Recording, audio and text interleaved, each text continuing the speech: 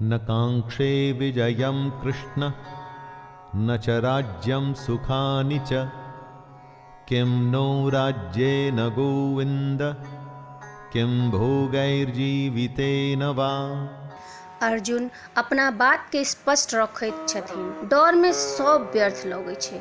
अर्जुन कहै छथिन, हे कृष्ण, हम विजय चाहै छी आर नहि सुख के चाहै। हे गोविंद, एहन राज्य के की प्रयोजन अथवा एहन भोग आर जीवन से की लाभ। अई विषाद में, डर में आर शंका में अर्जुन सब किछु छोड़ल त्याग देवल तैयार छथिन। धन दुनिया सब किछु छोड़ल तैयार छथिन। ओ एना भयभीत भऽ गेल छथिन कि दुनिया के हर खुशी छोड़ कऽ एहि समय बस युद्ध से बचऽ चाहै छथिन। एही लक्षण के हमरो सबके पहचाना के, ताकि जहन एहन अवस्था हमरा सबके सामने आवे तऽ जे कृष्ण कहलखिन है सह करी हम सब। येषामर्थे काङ्क्षितं नो राज्यं भोगाः सुखानि च त इमेव स्थिता युद्धे प्राणांस त्यक्त्वा धनानि च। अर्जुन कहै छथिन जे हमरा सबके लेल जे राज्य भोग आर सुखादि अभिष्ट छै, ओहे धन आर जीवन के आशा के त्याग कऽ कऽ युद्ध में हमरा सबके सामने ठाढ़ छथिन। सोचियो, जीवन के सबटा काज अपना सब सिर्फ अपना लोक के लेल करै छियै। सबटा काज, सबटा फायदा, सबटा सुख, सबटा शांति, सबटा भाग दौड़ सिर्फ आ सिर्फ हम सब अपना के लेल करै छियै। आर एतऽ अपने लोग के मारा पड़तै, ऐसा बड़का दुविधा आर की भऽ सकै छै। आर ओहे अहाँ के मारा ला ओतऽ ठाढ़ छै आर अहूँ के ओकरा मारा पड़त। एहि दुनिया के कोन काज, यह उलझन अर्जुन के मोन में छनि। आचार्यः पितरः पुत्रास् तथैव च पितामहः मातुलः श्वशुरः पौत्रः श्यालः संबंधिनस्तथा। अर्जुन के सामने ठाढ़ छथिन हुनकर गुरुजन, हुनकर चाचा, हुनकर ताऊ, हुनकर पुत्र, हुनकर दादा, हुनकर ससुर, हुनकर साला आर ने जाने के सगा संबंधी ठाढ़ छथिन। अर्जुन अपना एक एक संबंधी के करीब से पहचान रहल छथिन आ पहचान का ओकरा बारे में बता रहल छथिन। एतान् हन्तुमिच्छामि नतोऽपि मधुसूदन अपि त्रैलोक्य राज्यस्य हेतुः किं नु महि कृते। अगर अहाँ युद्ध करऽ के निर्णय लऽ लै छी तऽ की अहाँ कहि सकै छियै जे हम एहि शत्रु के मारबै आ ओकरा नहीं मारबै। युद्ध में तऽ हर केओ एकटा सैनिक होइ छै आर ओ शत्रु पक्ष छै तऽ ओकरा अहाँ के मारहे पड़त। इएह दुविधा अर्जुन के अपन बता रहल छथिन। हे मधुसूदन, हम तीनों लोक के राज्यों सुख सुविधाओं के लेल एकरा सबके नहीं मारि सकै छियै, तऽ ई तऽ पृथ्वी के लेल छै। हाँ मित्रगण, अर्जुन के नहीं चाहिए अगर ओकरा अपना के वृद्ध कऽ कऽ ओ सब प्राप्त हेतै तब।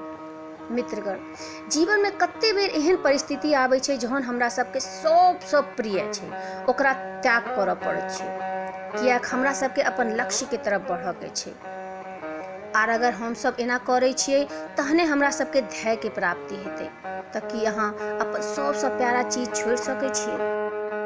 निहत्य धार्तराष्ट्रान्नका प्रीतिः स्याज्जनार्दन पापमेवाश्रयेदस्मान् हत्वैतानान्ततायिनः। अर्जुन कहै छथिन, हे जनार्दन, धृतराष्ट्र के पुत्र के मार कर हमरा कोन प्रसन्नता है। इन आताताई मतलब शैतान भऽ गेलै या जे मान लियौ, इन आताताई के मार कर हमरा पापे लागत।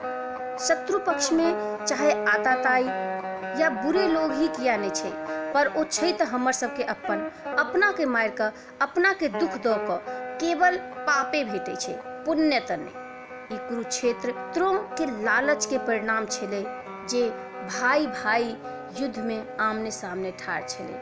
मित्रगण, लालच कखनो ककरो भला नहीं करे छै। महाभारतों में इहे हुआ के छलै, एक पक्ष के जितनाइ छलै तऽ दोसर पक्ष के मरनाइ। तस्मान्नार्हा वयं हन्तुं धार्तराष्ट्रान् स्वबान्धवान् स्वजनं हि कथं हत्वा सुखिनः स्याम माधव। कि अपन परिवार के मार कहाँ के सुख मिल सकैया। एहि दुआरे महाभारत के धर्म युद्ध कहल गेलै है। ओहन धर्म संकट हेतै तऽ अहाँ की करबै? अर्जुन पूछै छथिन, हे माधव, अपन बंधु बांधव धृतराष्ट्र के पुत्र के मारऽ के योग्य हम नहीं छी, किएक अपने कुटुंब के मारि कऽ हम केना सुखी भऽ सकै छी।